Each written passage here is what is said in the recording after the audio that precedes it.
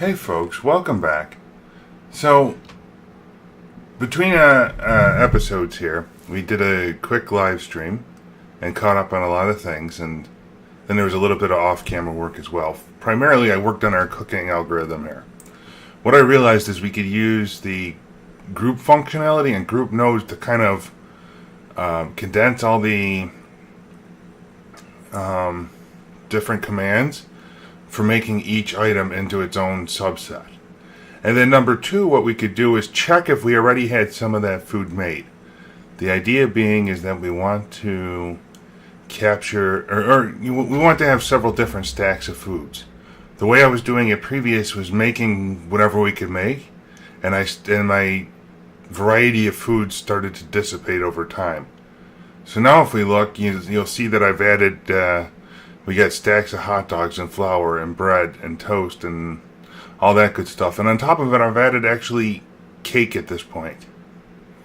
So that way over time we'll eventually keep a stack of everything available for use. So let's just, kind of work with it. And then the cake, the big reason for that is it enables the speed upgrade stuff for Pneumaticraft. And you'll see I made a auto brewer from MFR over here. So all I got to do is dump in 8 of each of the ingredients we need, and I can make speed upgrades for our Pneumaticraft pressure chamber stuff here. And I'll be adding more of those over time. The other thing I ended up having to do over here was rearrange our setup for building pressure, because it had actually exploded at some point off time, and I just noticed it during the live stream. So what I did is we got to go get our tool here quickly to monitor this, but the pressure gauge from Pneumaticraft puts out, or pressure gauge 2 puts out a signal at 2x the strength. So, if that magical number is 5, then, a signal of 10 would be, danger zone. So what I set it to is I used the programmable RedNet controller here, and I set our frequency to orange, or our color to orange. I set the level to 8, and if we get a signal at 8, it outputs a full signal on the right side and shuts off the pressure gauge. Or it shuts off the cooker from continuing to spend lava when we're not using it. Now, we'll see this as soon as I grab the RedNet tool here. But there's one catch with that.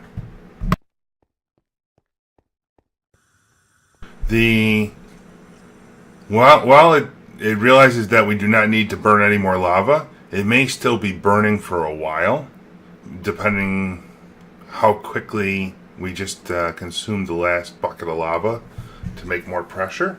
So what I did is out the back of our controller here, and you'll note I'm showing you the 8 and the 15 here. That's kind of important for the numbers. But then out the back of the controller, I also monitored the left side and said, okay, originally we were starting at 6. Now if we get to 8, let's emit a signal out the back on the white frequency. And all that is connected to is our pressure release valve. So now, remember, if we have a pressure of 6 in the system, we're going to stop cooking. So anywhere from 3 to 5, we might have that amount of lava still remaining in the system.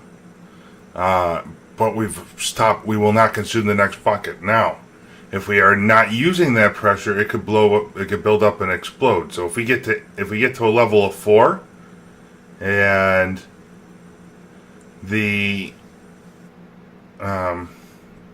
or past that, the signal should still be emitting from the left side, and the value should be 8.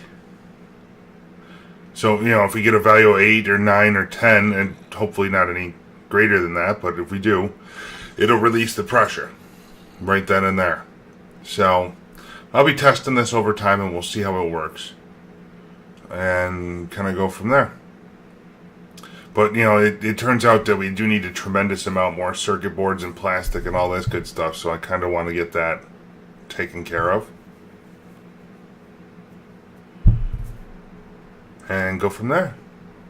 Now, the next thing I worked on off stream is the big reactor setup here. So, we kind of built this into place. You remember we went to the second city last episode and kind of got the bits and pieces out of there that are crucial.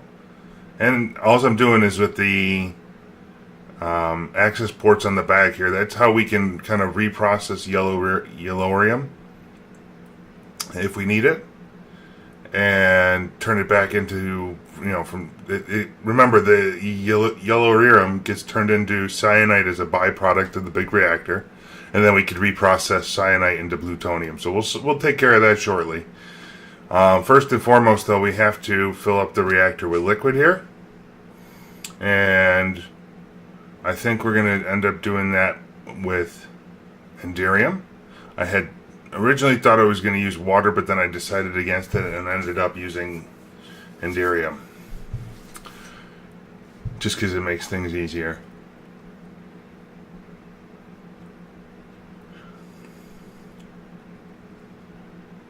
Alright, so let's go ahead and get ourselves a tank to collect the liquid with.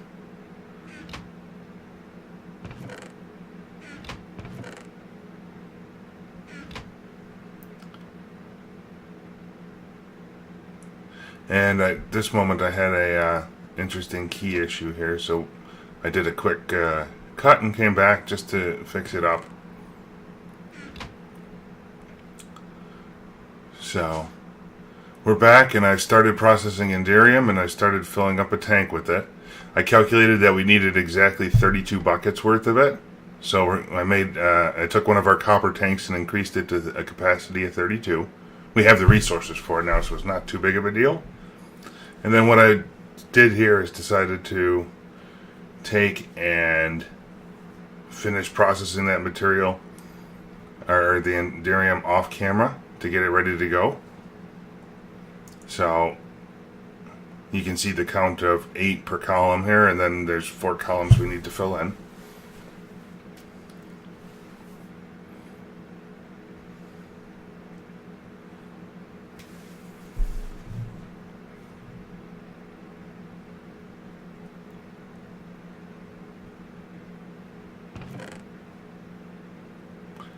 And we'll go ahead and make it daytime here quickly.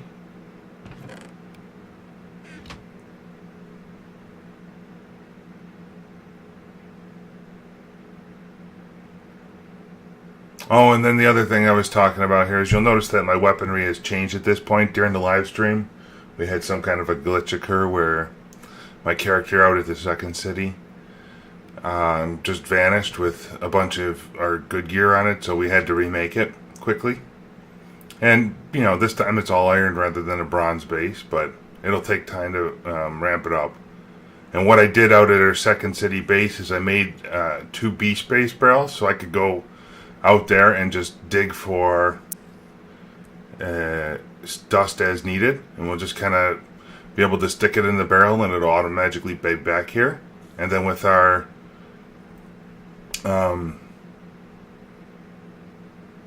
chunk loader here, we're trickle charging it right now, so we could turn it on just to help enable the transfer back and forth, because I'm not sure that the beast base barrels are chunk loaded or how they behave in that regard if the chunks are not loaded. Anyway, that's kind of temporary. As soon as we kick off the big reactor, we should have more than enough power to power that chunk loader, as well as the rest of our base, more than likely, for anything we might need.